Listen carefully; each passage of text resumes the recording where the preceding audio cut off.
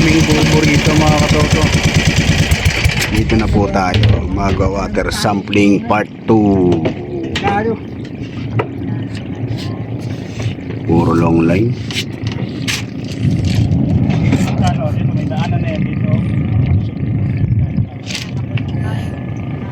Yang po ba sira? Kaya pas na siya, tali mo na. Sagwan lang ito. Ano?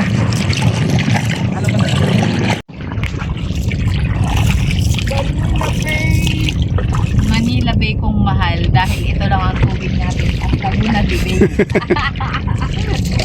Wala tayong magkakatubigan. Sapra.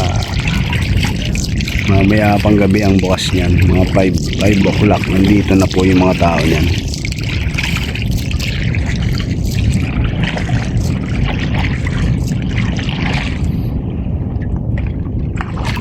Kung ako mayor dito,